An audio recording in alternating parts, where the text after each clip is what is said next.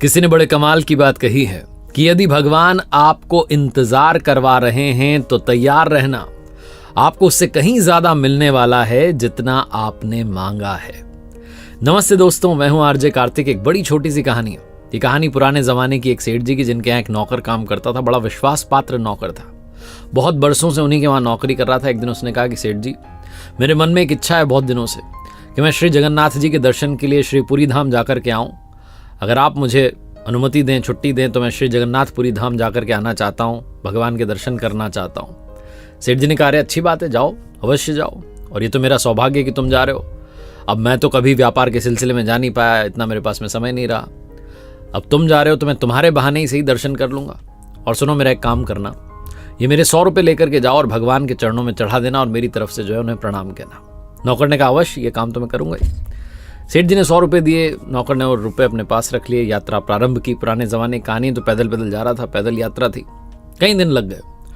और जब वो यात्रा कर रहा था, पैदल यात्रा, तो देखता था कि कई सारे संत जन, भक्त जन जा रहे हैं, हरि बोल, श्री हरि का सुमिरन करते हुए, जय जयकारा करते हुए, श्री जगन्नाथ धाम की जय हो, चले जा रहे हैं। और एक जगह उसने देखा कि कुछ संत जन जो है संकीर्तन करते करते, भक्ति करते करते, पैदल चलते चलते थक चुके हैं।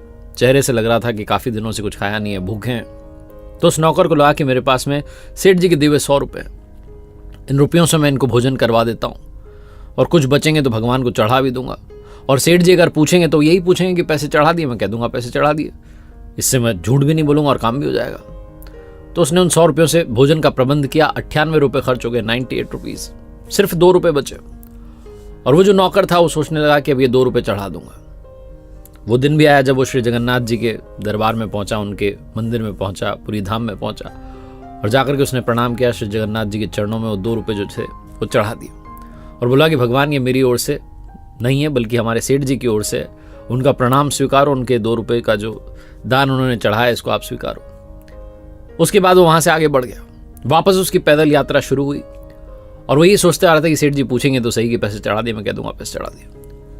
करीब 2-3 दिन उसकी यात्रा को हुए होंगे, वापसी वाली यात्रा को। तभी सेठ जी को एक रात में स्वप्न आता है। श्री जगन्नाथ जी उनको दर्शन देते हैं, भगवान जी, और कहते हैं कि सेठ, तुम्हारे 98 रुपये मुझे प्राप्त हो गए, तुम पर कृपा बरसती रहे, आशीर्वाद देते हैं, और अंतर ध्यान हो जाते हैं। सेठ जी की नींद खुल जाती है और सोचते हैं कि मेरा नौकर बड़ा ईमानदार है, उसने 98 रुपये चढ़ा दिए, लेकिन 2 रुपयों का क्या किया? ऐसी क्या मुसीबत आन पड़ी, ऐसी क्या उसे जरूरत आ गई कि उसने 2 रुपये खर्च कर दिए? कहीं कुछ उसे चोट तो नहीं लग गई, बीमार तो नहीं लगा? बहुत कुछ उनके दिमाग में चलने लगा। इधर वो जो नौकर था अपनी यात्रा वापस करके जब पहुंचा इनके पास, तो इनको प्रणाम किया, नमस्कार किया, यात्रा के बारे में बताया, बहुत अच्छी रही। और सेठ जी ने वो प्रश्न किया जो उन्हें करना था कि पैसे चढ़ा दिए? नौकर ने कहा, हाँ जी साहब, पैसे चढ़ा दिए। सेठ जी ने कहा, 98 रुपये ही चढ़ाए, 2 रुपयों का क्या किया? नौकर की आंखें खुली रही। कह रहा, आपको किसने बताया? सेठ जी ने कहा, मुझे स्वप्न में श्री जगन्नाथ जी ने दर्शन दिए, भगवान जी ने, और मुझसे कहा कि सेठ, तुम्हारे 98 रुपये प्राप्त हो गए। तुम ये बताओ बेटा, 2 रुपयों का क्या हुआ? सब ठीक तो है? तुम्हें कुछ जरूरत तो नहीं पड़ी? बीमार तो नहीं हो गए थे? उस नौकर ने कहा, सेठ जी, मैंने तो सिर्फ 2 रुपये चढ़ाए थे, 98 रुपयों से तो संतों को, भक्तों को भोजन करवाया था। भगवान ने वो 98 रुपये स्वीकार कर लिए, 2 रुपयों के बारे में आपको नहीं बताया, जबकि मैंने 2 रुपये उनको नगद चढ़ाए थे। सेठ जी ने कहा, तुम्हारे बहाने से ही भगवान ने मुझे दर्शन दिए और हमें सिखाया कि जीव सेवा ही, मानव सेवा ही सबसे बड़ी सेवा है, सबसे बड़ी पूजा है। एक बार फिर से वही बात जो अक्सर कहता हूं, मुस्कान बांटते चलिए, एक दूसरे की मदद करते चलिए, ऊपर वाले की कृपा हमेशा आपके साथ रहेगी। ऊपर वाले के आशीर्वाद के साथ, अपनी मेहनत के साथ, अपनों के प्यार के साथ कर दिखाओ कुछ ऐसा कि दुनिया करना चाहे आपके जैसा। देखते रहिए हर सोमवार सुबह 9:30 बजे मेरे साथ एक नई कहानी, और हर शुक्रवार सुबह 9:30 बजे लर्निंग सीरीज का एक नया वीडियो।